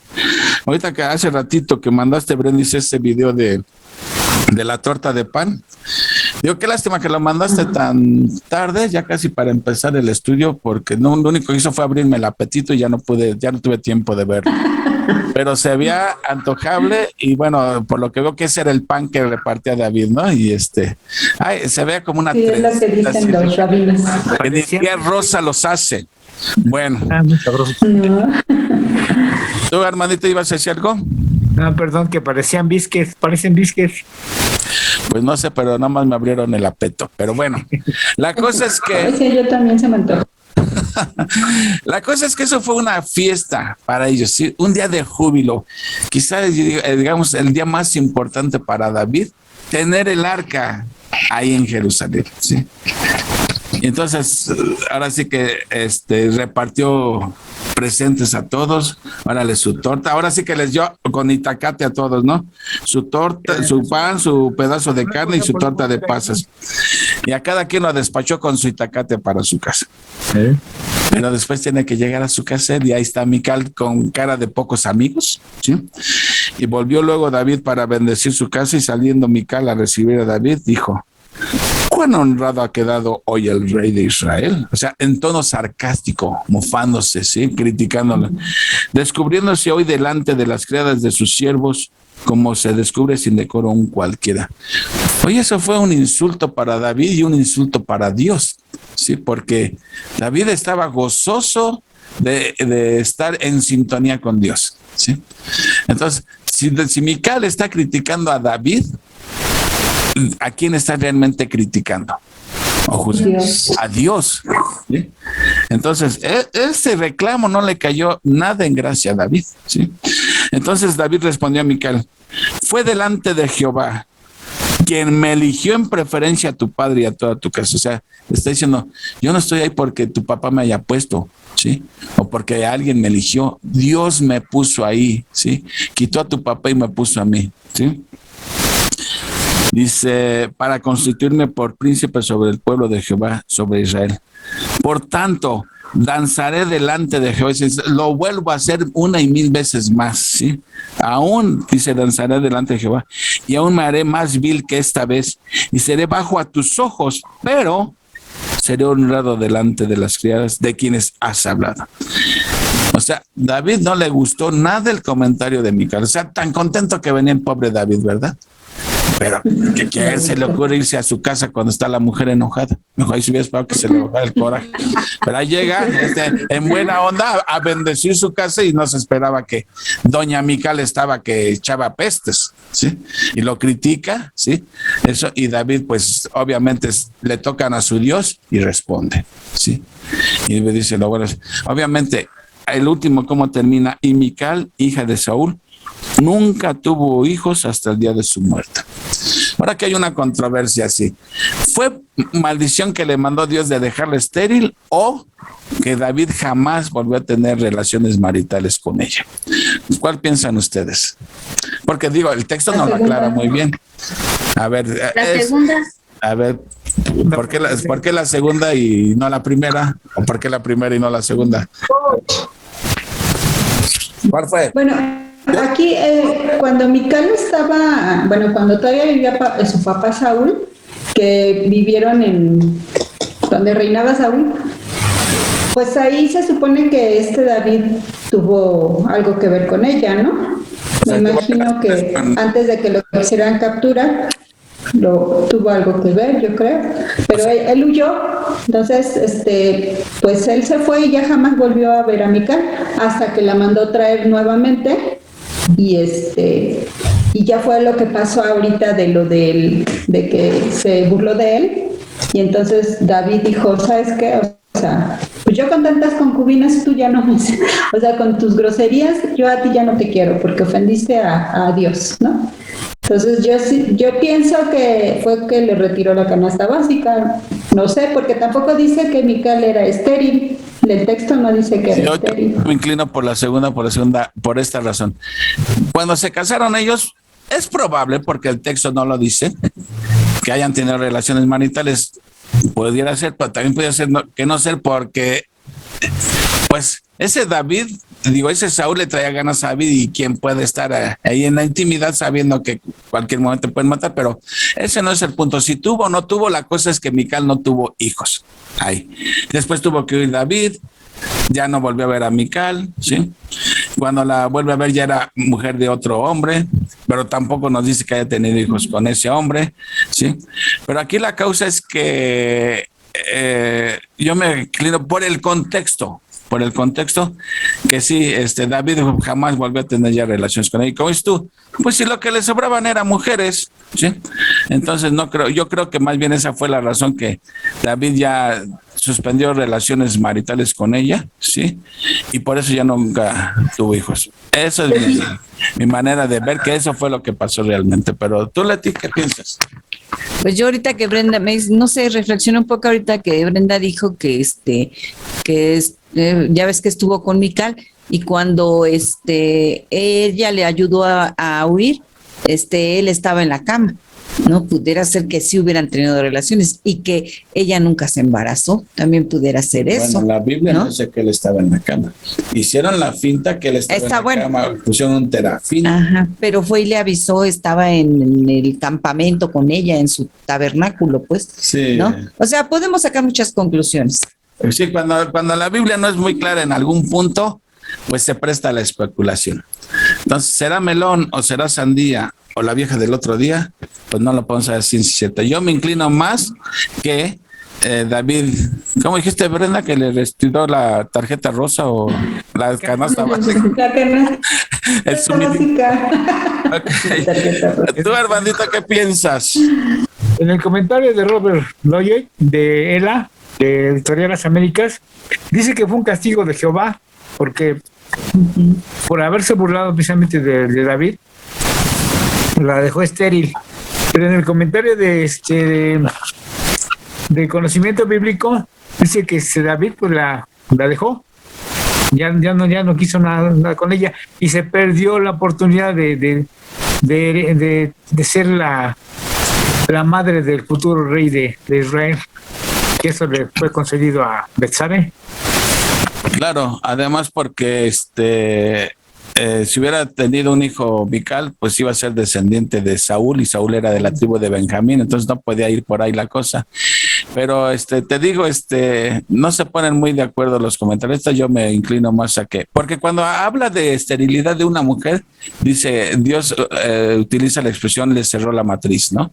O abrió la matriz, más o menos. Entonces aquí no menciona nada de eso. Pero como te digo, no es determinante esto.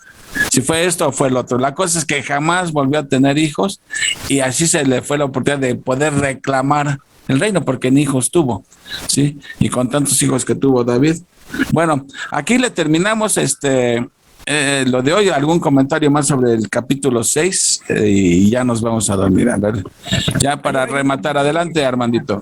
Hay un comentario acerca de cuando viene danzando David, tocando el arpa y la flauta y los salterios y pues todos los instrumentos que se mencionan. Muchos de los cristianos de la nueva era, han tomado el pretexto para danzar y bailar de esa forma, cuando en realidad aquí es el único pasaje que menciona en el Antiguo Testamento que danzó David por alegría, ¿no? Con júbilo, porque venían precisamente a la casa, a Israel, trayendo nuevamente el arca, la presencia de Jehová a Israel. Y es cosa que no se debe de hacer en la época actual. O sea, uno como cristiano, pues sí canta uno, debe uno cantar, pero no estar saltando y brincando y haciendo maroma y media, porque eso no es correcto. Bueno, yo estoy de acuerdo contigo. De hecho, en el comentario de Warren Wiersbe menciona que no debemos tomar como pretexto este pasaje de que David danzaba delante del arca como para hacer lo que hoy se hace hoy en muchas iglesias, ¿sí? Y yo estoy totalmente de acuerdo, porque durante el tiempo de adoración no debe haber nada que te distraiga de lo que es la adoración a Dios. Cuando vemos hoy en día iglesias donde andan danzando y corren para allá y para acá, y parece más un espectáculo mundano, como que se distrae la atención de lo que es la verdadera adoración, y ya se centra más en la persona, ¿sí? Y entonces es quitar los ojos de la verdadera adoración para estar viendo, mira cómo corren y saltan y brincan y echan maromas y hacen malabares, y ya parece que estás en el circo Ataide viendo actividad circense, ¿no? Entonces yo estoy totalmente de acuerdo con eso. No es mi estilo de adoración o sea, respeto a quien lo haga, pero yo no estoy de acuerdo en eso, no me sentiría yo a gusto en una iglesia que hiciera esas cosas, ¿no? Que se pierda el enfoque, porque todo el culto debe ser teocéntrico, no antropocéntrico, y creo que a veces hay este tipo de actividades hacen un culto antropocéntrico. La gente se fija más en lo que hace la persona que en la verdadera adoración a Dios, que es para lo que nos congregamos, no para ver hay personas viendo sus habilidades de baile o de canto, etcétera. Bueno, esa es mi opinión y comparto lo que dice hermanito. ¿Quién más quiere opinar? No, yo nada más que fue Saúl ya después consultó cómo poderse llevar la arca, ¿no? Nada más fue obediente y ya fue disciplinado, ya tuvo que David. Y solamente así pudo salir adelante, ¿no? Con la fe y pudo consultar al Señor cómo poder traer las cosas, porque nada más los levitas no podían claro. hacer esto. Es todo, porque estuvo muy claro toda la información, tanto de Leti como la Samuel 5 y Samuel 6. Ok, ¿alguien más? Betty o Brendis o Angie. No, todo muy claro. Si no, ya nos vamos a dormir, ¿eh? A comer ese pan que mandó Brenda con un chocolatito. Oigan, Ay, aparte nos manda la receta, ¿eh? Ah, sí, ya lo voy a ver con calmita. El Bacari nos manda la receta. Es que luego con tantas cosas uno que tiene que hacer, ya luego ni tiene uno tiempo de estar viendo todo lo que mandan, pero procuramos estarlos viendo siempre. Espero que hayan visto el de cómo conquistaron Jerusalén hoy, ¿no? Era un video de 4 minutos, así que el que no lo vio, pues no sabe de lo que se perdió, pero bueno, porque aclara mucho el panorama. Bueno, la próxima semana vemos capítulos 7 y 8. El capítulo 7 es uno de los capítulos más importantes porque habla del pacto davídico. Y vamos a tratar de hacerlo de una manera que podamos hablar un poquito sobre qué son los pactos, porque se habla tanto hay una cosa que le llaman teología del pacto, que nada tiene que ver con los pactos de la Biblia, y otra cosa son los pactos bíblicos, ¿no? Así que, ¿cuáles son esos pactos bíblicos? Sabemos que es el pacto abrámico, pacto palestino, el pacto davídico, el nuevo pacto, que son pactos incondicionales, y el pacto condicional, que fue el pacto mosaico. Ojalá que nos dé tiempo de ver un poquito sobre algo de pactos en la próxima semana. Y vemos el capítulo 8 con Armandito, que David sigue como la espuma, conquistando más territorios, más naciones, etcétera. Nadie para a David, ¿verdad, Armandito? Va como a la espuma. Bueno, pues Dios lo va a pasar. Así es. Y ya después vienen todas las tragedias de David, hombre, qué caray. Como dicen, todo lo que sube tiende a bajar, pero bueno, qué necesidad, diría el salmista, pero qué necesidad. Bueno. Primero viene la bondad de David, ¿no? Con Mefiboset. Sí. Ya después vienen las tragedias. Después viene ya, por andar de ocioso, su pecado con Betsabé, y de ahí paldría al pobre David ya. Los propios hijos. No, deja que lleguemos, hermanito, vas a ver cómo dices, no es posible esto, pero bueno. Como dice Leti, también es humano y pues tiene pecados y todo. Claro, como dijo el salmista, soy humano como todos. Bueno, en fin. Pues sí, Uriel, ¿a quién vas a designar, el orador designado? Muy bien. Podemos, Betty, ¿puedes orar para que terminemos el estudio, de favor? Betty Valladares. Sí, por supuesto. Gracias. Bendito Dios, Padre Celestial, Padre Eterno, Padre amado. A ti damos gracias, Señor, por esta noche, por este estudio, Señor, que fue pues muy explícito, Padre. Gracias a ti, Señor, que les diste sabiduría a mis hermanos, Padre. Y, Señor, pues que todo esto lo guardemos en nuestro corazón, en nuestra mente y en nuestro corazón, Señor. Y todo para honrarte a ti, Señor. Gracias por todo lo que tú nos das, por todas las bendiciones, Señor. Y gracias por todo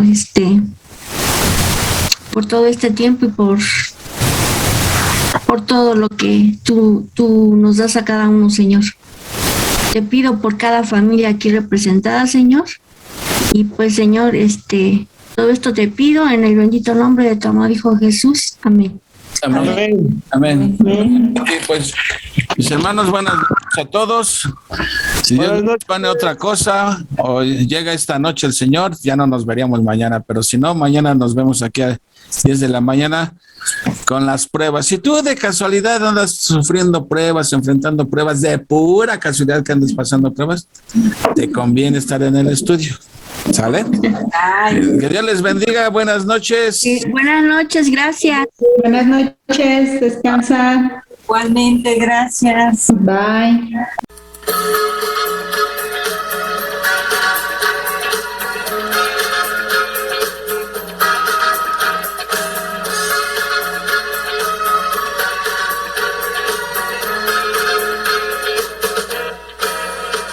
Jesús es mi luz y mi salvación.